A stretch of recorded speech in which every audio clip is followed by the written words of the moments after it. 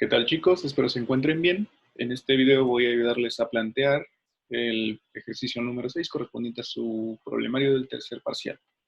En él nos dice que un topógrafo tiene una brújula magnética y está a 6.3 metros debajo de una línea de energía, por la cual fluye una corriente estacionaria de 120 amperes.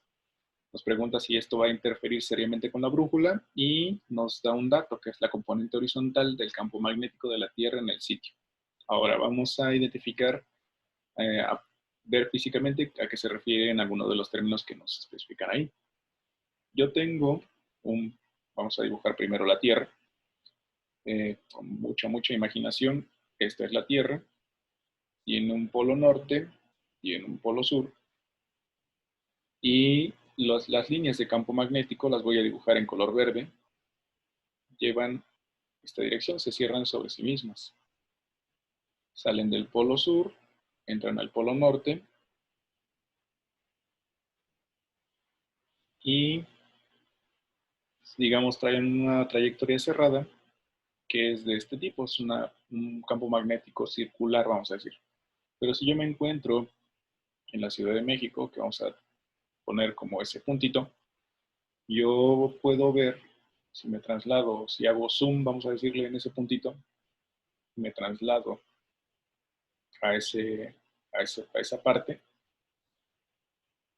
yo puedo ver, vamos a pintar aquí un piso,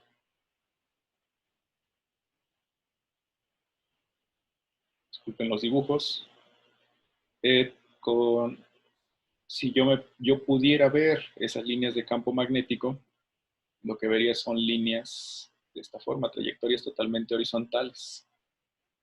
Esas líneas, bueno, suponiendo que yo en la parte izquierda tengo el polo norte, polo sur, perdón, y del otro lado tengo el polo norte. Entonces yo estaría viendo estas líneas de campo magnético.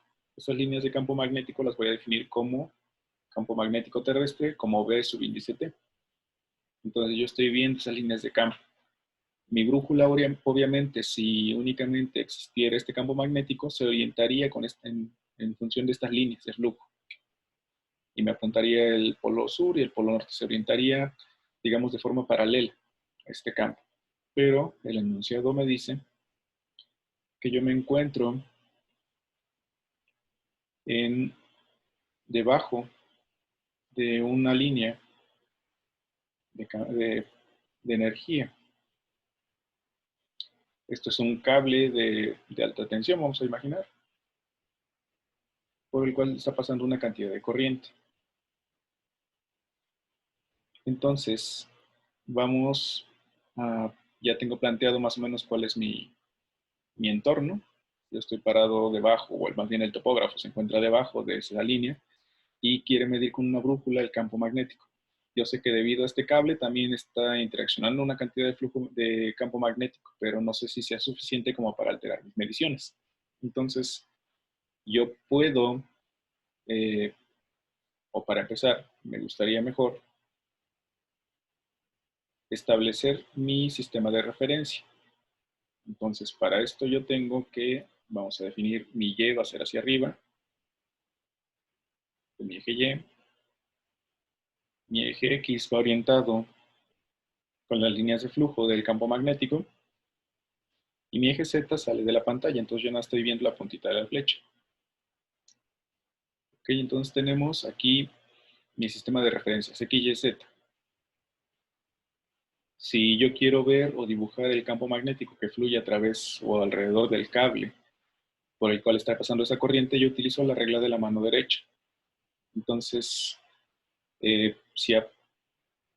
con la mano derecha apunto con el dedo gordo la dirección de propagación de esta corriente. Con el cerrar de los dedos, al cerrar el puño, indico la dirección de flujo de estas líneas. Entonces tengo unas líneas que están fluyendo más o menos de este tipo.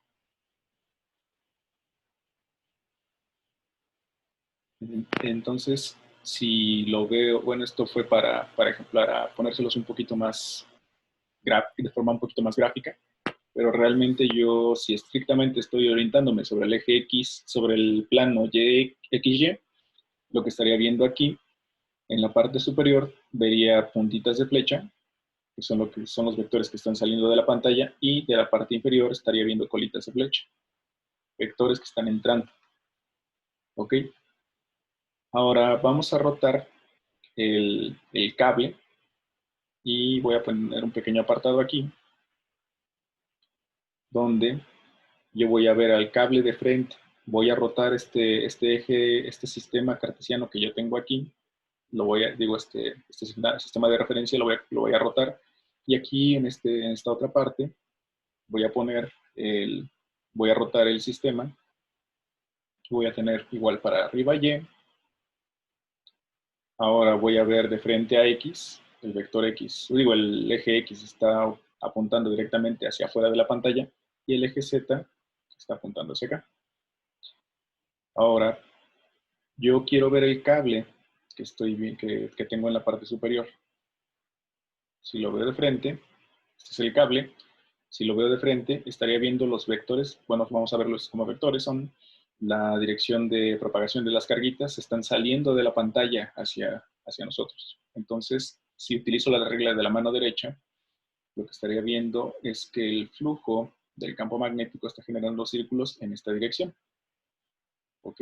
Espero que quede clara esta parte. Ahora, si yo me posiciono aproximadamente a esta altura, voy a marcarlo aquí, permítame con otro color, vamos a ponerlo en color naranja, yo me posiciono en este punto y coloco una brújula exactamente en ese puntito. Si nada más tuviera la interacción del campo magnético de este cable, la brújula se orientaría, vamos a pintarlo de color azul también, de acuerdo a la regla de la mano derecha tendría esta dirección. Sería una dirección tangente a estas líneas de flujo que yo tengo aquí de campo magnético. Esto lo voy a llamar como campo magnético del cable, o BC. Y entonces esta sería como la orientación que tendría este cable en función de esta distancia del cable. Entonces, entre más cerca, sería más intenso. Conforme me voy alejando, sería menos intenso. Ahora regresemos a esta parte. Si yo tengo una brújula exactamente en este punto, obviamente va a haber un vector de campo magnético que va a seguir esta línea, buena intensidad de campo magnético, en este punto, que va a tratar de orientar estas agujas en la flecha o la aguja de la brújula en esta dirección, pero el otro vector, debido al campo magnético del cable, va a orientar hacia adentro, o sea, va a ser un vector que va a estar entrando. Ya estaría viendo la colita de flecha de este vector.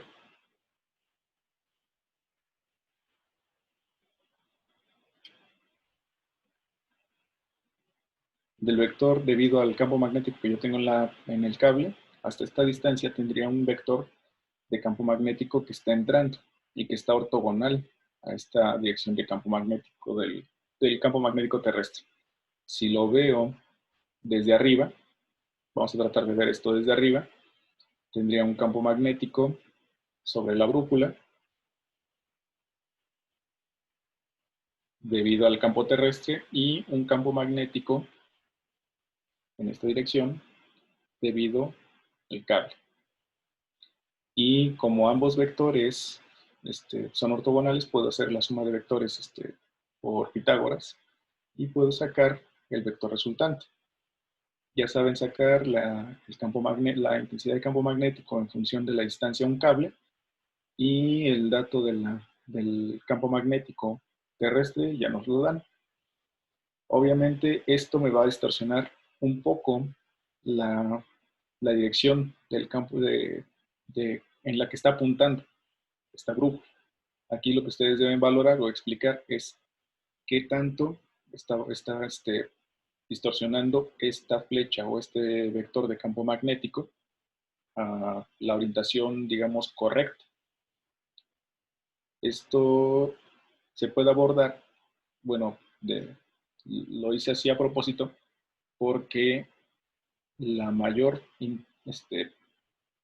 interacción o la mayor distorsión que se va a encontrar es cuando estos dos vectores son ortogonales.